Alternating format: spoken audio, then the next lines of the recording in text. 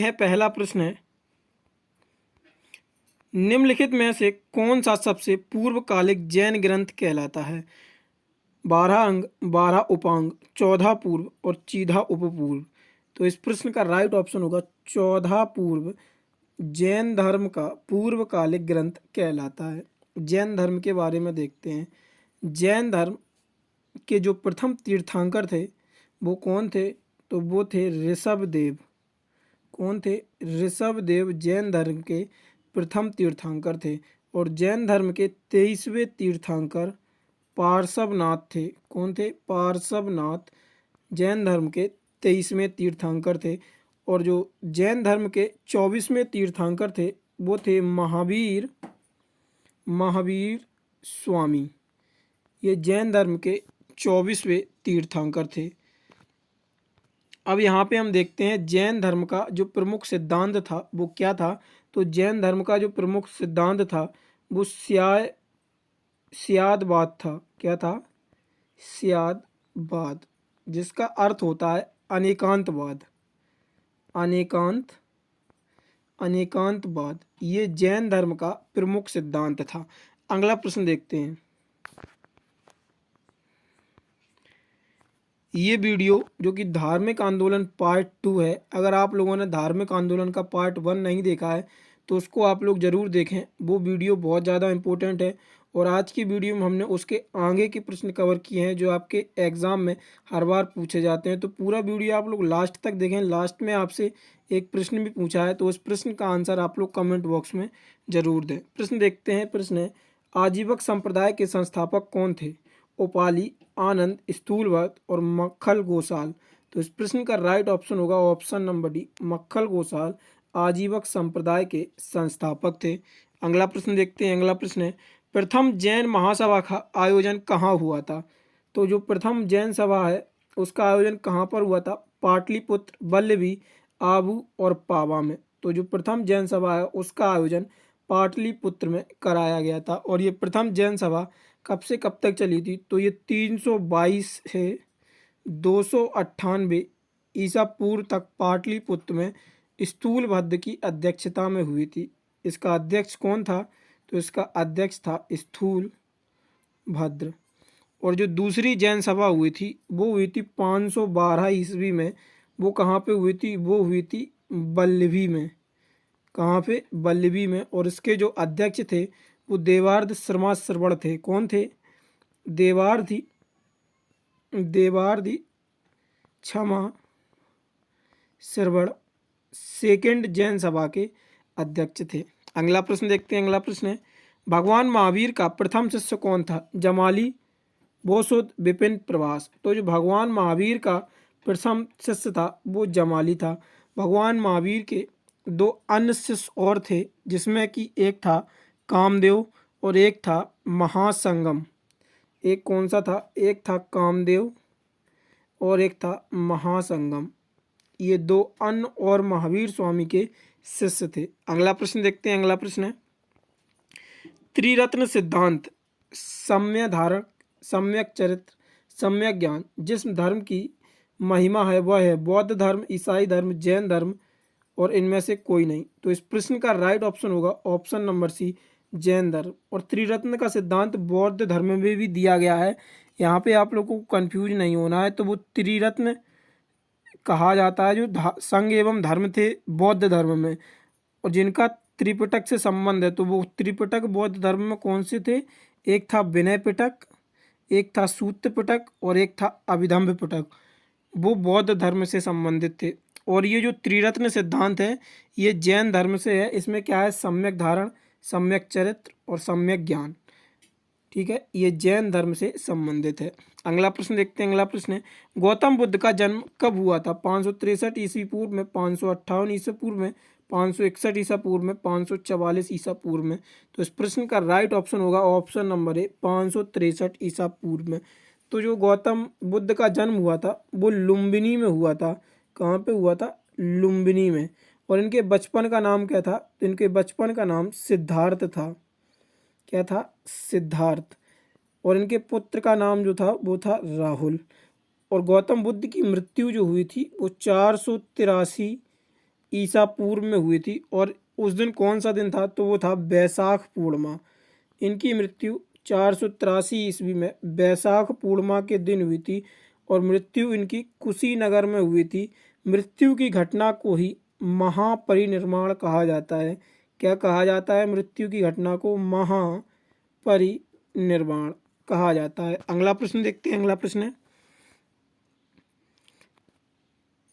निम्नलिखित पंक्तियों पर विचार करें एवं चैत्य व विहार में अंतर है। इसे निम्नांकित कंपनों पर विचार करें। ये पंक्तियां हैं, यहाँ पे पंक्तियों का विचार करें एवं चैत्य व विहार में क्या अंतर है। विहार पूजा स्थल होता है जबकि चैत्य बौद्ध भिक्षुओं का निवास स्थान है। चैत्य पूजा स्थल है जबकि विहार निवास स्थान है। दोनों में विशेषताएं हैं, कोई अंतर नहीं है। विहार एवं चैत्य दोनों ही निवास स्थान के रूप में प्रयोग हो सकते हैं। तो इस प्रश्न का राइट ऑप्शन होगा, जो चैत्य है वो पूजा स्थल है और जो विहार है वो निवास स्थान है। ये बहुत ज़्यादा इंपॉर्टेंट प्रश्न है, ये हर एग्जाम में ये प्रश्न पूछा जाता है। चैत्य क्या है? जो चैत्र है वो पूजा स्थल है जबकि विहार जो है वो निवास स्थान है। अगला प्रश्न देखते हैं। अगला प्रश्न है, निम्नलिखित में से कौन सा स्थल पार्श्वनाथ से संबंध होने के कारण जैन सिद्ध क्षेत्र माना जाता है? चंपा, पावा, शिखर सम्मोद और मन्नत। तो इस प्रश्न का राइट ऑप्शन होगा शिखर सम्मोद। शिखर सम्मोद जो है वो पार्श्वनाथ से संबंधित है, इसीलिए जैन सिद्ध क्षेत्र माना जाता है इसको। अगला प्रश्न देखते हैं। अगला प्रश्न है, बुद्ध की मृत्यु के याद में प्रथम बौद्ध संगति की अध्यक्षता किसने की थी?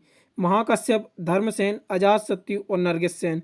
तो इस प्रश्न का राइट ऑप्शन होगा महाकश्यप ने प्रथम बौद्ध संगति की अध्यक्षता की थी। और यहाँ पे हम आप लोगों को बौद्ध संगतियों के बारे में कई बार बता चुके हैं। तो अब अगला प्रश्न देखते हैं। अगला प्रश्न है, यहाँ पे बौद्ध संगति आप लोगों को बता देते हैं। तो जो पहली बौद्ध संगति हुई थी वो 483 ईस्वी पूर्व में हुई थी, जो राजगृह में महाकश्यप ने इसकी अध्यक्षता की थी और अजातशत्रु के शासनकाल में हुई थी। दूसरी जो बौद्ध संगति थी वो कब हुई थी?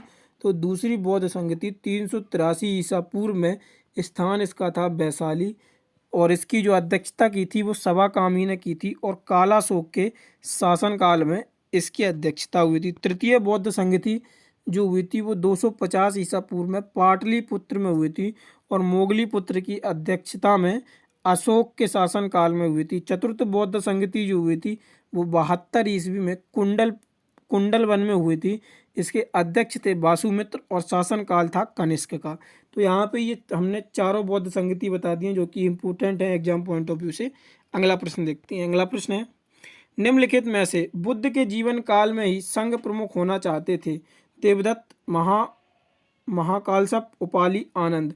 तो इस प्रश्न का राइट ऑप्शन होगा देवदत्त जो थे वो बुद्ध के जीवन काल में ही संघ प्रमुख होना चाहते थे। अगला प्रश्न देखते हैं। अगला प्रश्न है, हेलियोडोरस का बेसनगर अभिलेख संदर्भित है? संकर्षण एवं वासुदेव से, संकर्षण एवं प्रद्युम्न से, संकर्षण, प्रद्युम्न एवं वासुदेव से, केवल वासुदेव से। तो इस प्रश्न का राइट ऑप्शन होगा ऑप्शन नंबर डी, केवल वासुदेव से अभिलेख संदर्भित है। अगला प्रश्न देखते हैं। अगला प्रश्न है, बौद्ध धर्म के विषय में कौन सा कथन सही है? उसे वर्ण एवं जाति को अस्वीकार नहीं किया, उसने ब्राह्मण वर्ग की सर्वोच्च सामाजिक कोटि को चुनौती, उसे कुछेक शिल्प हीन और निम्न माना, उसने कुछ शिल्पों को ही हीन और निम्न माना। तो यहाँ पे हम देखते हैं कूट, तो इनमें से कौन सा सही हो सकता है? एक या दो सही है, दो या तीन सही है, एक और दो और तीन सही है, या इनमें से कोई नहीं। तो इस प्रश्न का राइट ऑप्शन होगा ऑप्शन नंबर सी, एक, दो और तीन। यहाँ पे ये तीनों जो कथन दिए गए हैं वो तीनों कथन सत्य हैं।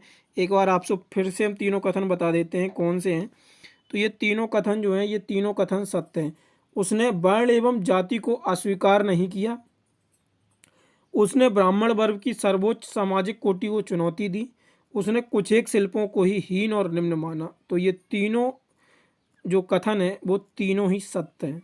तो इसका राइट ऑप्शन होगा सी, एक, दो तथा तीन। अगला प्रश्न देखते हैं। अगला प्रश्न है, वासुदेव कृष्ण की पूजा सर्वप्रथम किसने प्रारंभ की? सतवत्तों ने, वैदिकार्यों ने, तमिलों ने और अभीरों ने। तो इस प्रश्न का राइट ऑप्शन होगा शतवत्तों ने सबसे पहले वासुदेव कृष्ण की पूजा करना प्रारंभ की। अगला प्रश्न देखते हैं। अगला प्रश्न है, निम्नलिखित में से 4 स्थानों में से बौद्ध संगति का सही कालक्रम नीचे दिए हुए कूट से ज्ञात करें। तो अभी मैंने आपको चारों बौद्ध संगति बताई थी, तो उसमें से आप लोग बता सकते हैं। यहाँ पे हम बताते हैं, आपको एक हिंट देते हैं, फिर आप लोग बताइएगा। यहाँ पे जो पहली वैशाली में हुई थी वो कब हुई थी? तो जो वैशाली में हुई थी वो द्वितीय बौद्ध संगति थी। जो राजगृह में हुई थी वो पहली बौद्ध संगति थी। और जो कुंडल वन में हुई थी वो चतुर्थ बौद्ध संगति थी। और जो पाटलिपुत्र में हुई थी वो तृतीय बौद्ध संगति थी। तो यहाँ पे ऑप्शन क्या बनेगा आपका? 2, 1, 3, 2, 1, 4, 3, 2, 1, 4, 3 बनेगा। पहली कहाँ पे हुई थी? राजगृह में, जिसकी अध्यक्षता किसने की थी? महाकश्यप ने। दूसरी कहाँ पे हुई थी? वैशाली में, जिसकी अध्यक्षता किसने की थी? सावाकामी में। तीसरी कहाँ पे हुई थी? पाटलिपुत्र में, जिसकी अध्यक्षता किसने की थी? मोगलीपुत्र ने। और चतुर्थ कहाँ हुई थी? कुंडलवन में। कुंडलवन की अध्यक्षता किसने की थी? तो वो की थी वासुमित्र ने। तो इसका राइट ऑप्शन बनेगा 2, 1, 4, 3। अब कूट यहाँ पे देखते हैं तो कौन सा होगा? 2, 1, 4, 3, 2, 1, 4, 3। तो इसका राइट ऑप्शन होगा ऑप्शन नंबर डी, 2, 1, 4, 3। अगला प्रश्न देखते हैं। अगला प्रश्न है, गौतम बुद्ध ने अपनी मृत्यु के उपरांत बौद्ध संघ के नेतृत्व के लिए किसे नामित किया था? आनंद, महाकश्यप, उपाली, किसी को नहीं। तो इस प्रश्न का राइट ऑप्शन होगा ऑप्शन नंबर डी, किसी को नहीं। गौतम बुद्ध ने अपनी मृत्यु के उपरांत किसी को भी बौद्ध संघ के नेतृत्व के लिए नामित नहीं किया था। अगला प्रश्न देखते हैं। अगला प्रश्न देखने से पहले आप लोगों को एक इम्पोर्टेंट इन्फॉर्मेशन बता देते हैं। आप लोग हमारे व्हाट्सएप ग्रुप से भी ज्वाइन हो सकते हैं, जिसमें हम डेली करंट अफेयर और daily subjective test series provide कराते हैं। टॉपिक वाइज भी करंट अफेयर प्रोवाइड कराते हैं। और इस वीडियो की जो PDF है वो आप लोगों को हमारे व्हाट्सएप ग्रुप पे ही मिल जाएगी। तो डिस्क्रिप्शन में उसका लिंक दिया हुआ है, वहाँ से आप लोग हमारे व्हाट्सएप ग्रुप से भी जुड़ सकते हैं। अगला प्रश्न देखते हैं। अगला प्रश्न है, स्यायवाद सिद्धांत है लोकायत धर्म का, शैव धर्म का, जैन धर्म का, वैष्णव धर्म का। तो ये हमने आपको पहले ही प्रश्न में बताया था। स्यायवाद किसका सिद्धांत है? तो वो जैन धर्म का सिद्धांत है स्यायवाद। स्यायवाद का मतलब होता है अनेकांतवाद। अनेकांतवाद के सिद्धांत पे ही जैन धर्म है। अगला प्रश्न देखते हैं। अगला प्रश्न है, यहाँ पे कथन और निष्कर्ष से प्रश्न है। ये कथन ए है, कुशीनगर मल्ल गणराज्य की राजधानी थी। कथन जो आर है, महात्मा बुद्ध का महापरिनिर्वाण कुशीनगर में हुआ था। तो यहाँ पे आप लोगों को बताना ए और दो दोनों ही सही हैं तथा आर ए की व्याख्या नहीं करता है। ए और बी दोनों ही सही है तथा आर ए की व्याख्या नहीं करता है। ए सही है किंतु आर गलत है, ए गलत है किंतु आर सही है।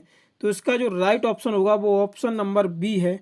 ए और बी यहाँ पे दोनों ही सही है और जो रीज़न है वो असर्शन की व्याख्या नहीं करता है। अगला प्रश्न देखते हैं। अगला प्रश्न है, बौद्ध शिक्षा का केंद्र था विक्रमशिला, वाराणसी, गिरनार, उज्जैन। तो इस प्रश्न का राइट ऑप्शन होगा ऑप्शन नंबर ए, विक्रमशिला बौद्ध शिक्षा का केंद्र था। अगला प्रश्न देखते हैं। अगला प्रश्न है, भारत में सबसे बड़ा बौद्ध स्तूप कहाँ स्थित है? सारनाथ, सांची, गया, अजंता में। तो इस प्रश्न का राइट ऑप्शन होगा ऑप्शन नंबर बी, सांची में भारत का सबसे बड़ा बौद्ध स्तूप स्थित है। अगला प्रश्न देखते हैं। अगला प्रश्न है, निम्न में से किस ग्रंथ में सर्वप्रथम देवकी के पुत्र कृष्ण का वर्णन किया गया? महाभारत, छंदोग उपनिषद, अष्टाध्यायी और भागवत पुराण। तो इस प्रश्न का राइट ऑप्शन होगा ऑप्शन नंबर बी, छंदोग उपनिषद में सर्वप्रथम देवकी के पुत्र कृष्ण का वर्णन किया गया है। अगला प्रश्न देखते हैं। अगला प्रश्न है, जैन समुदाय में प्रथम विभाजन के श्वेतांबर संप्रदाय के संस्थापक कौन थे? स्थूलभद्र, भद्रबाहु, कालकाचार और देवसी क्षमा श्रवण। तो इस प्रश्न का राइट ऑप्शन होगा ऑप्शन नंबर ए, स्थूलभद्र जो थे वो जैन समुदाय के विभाजन के श्वेतांबर संप्रदाय के संस्थापक थे। अगला प्रश्न देखते हैं। अगला प्रश्न है, भारत में सबसे प्राचीनतम विहार नालंदा, उदंतपुरी, विक्रमशिला और भांजा। तो इस प्रश्न का राइट ऑप्शन होगा ऑप्शन नंबर ए, नालंदा। अगला प्रश्न देखते हैं। अगला प्रश्न है, भागवत संप्रदाय के विकास में किसका योगदान अत्यधिक था? पदार्थियन का, हिंदू यूनानी, कुषाण का और गुप्त का। तो इस प्रश्न का राइट ऑप्शन होगा हिंदू यूनानियों का जो भागवत संप्रदाय के विकास में योगदान था वो सबसे अधिक था। अगला प्रश्न देखते हैं। अगला प्रश्न है, द्वितीय जैन महासभा का आयोजन कहाँ हुआ था? पाटलिपुत्र, बल्लभी, आबू और पावा में। तो इस प्रश्न का राइट ऑप्शन होगा ऑप्शन नंबर बी, बल्लभी में द्वितीय जैन सभा का आयोजन हुआ था। और द्वितीय जैन सभा कब हुई थी? तो ये 512 ईस्वी में बल्लभी में हुई थी, जिसकी अध्यक्षता देवर्षि क्षमाश्रवण ने की थी। अगला प्रश्न देखते हैं। ये रहा कल के वीडियो के प्रश्न का आंसर। कल हमने क्वेश्चन पूछा था, अर्थशास्त्र के क्षेत्र में अब तक किन दो भारतीयों को नोबेल पुरस्कार से सम्मानित किया गया है? अमृत सेन, अभिजीत बनर्जी और उपरोक्त दोनों, इनमें से कोई नहीं। तो ये हमने आपसे कल के वीडियो में प्रश्न पूछा था, जिसका आंसर होगा उपरोक्त दोनों। अमृत सेन और अभिजीत बनर्जी को, दोनों लोगों को ही नोबेल पुरस्कार से सम्मानित किया जा चुका है। अमृत सेन को 1998 में सम्मानित किया गया था और अभिजीत बनर्जी को 2019 में सम्मानित किया गया था। और अब देखते हैं आज का प्रश्न आप लोगों के लिए। तो आज का प्रश्न है, जैन साहित्य का संकलन किस भाषा व लिपि में है? संस्कृत व देवनागरी में, प्राकृतिक व अर्धमगधी में, पाली व पूर्ण नागदी में, संस्कृत व ब्रह्मा में। तो इस प्रश्न का आंसर आप लोग कमेंट बॉक्स में ज़रूर दें। अगर आप लोग इस वीडियो की PDF को डाउनलोड करना चाहते हैं तो डिस्क्रिप्शन में हमने व्हाट्सएप ग्रुप का लिंक दिया है, वहाँ से आप लोग उसको ज्वाइन कर सकते हैं। और इन प्रश्नों का ऑनलाइन टेस्ट देना चाहते हैं तो डिस्क्रिप्शन में भी उसका वेबसाइट का लिंक है, वहाँ से आप लोग डाउनलोड कर सकते हैं। और आप लोग हमें ज़रूर बताएं कि वीडियो आप लोगों को कैसा लगा। वीडियो को लाइक करें और चैनल पर पहली बार हैं तो चैनल को सब्सक्राइब करें और अपने दोस्तों के साथ शेयर ज़रूर करें। धन्यवाद।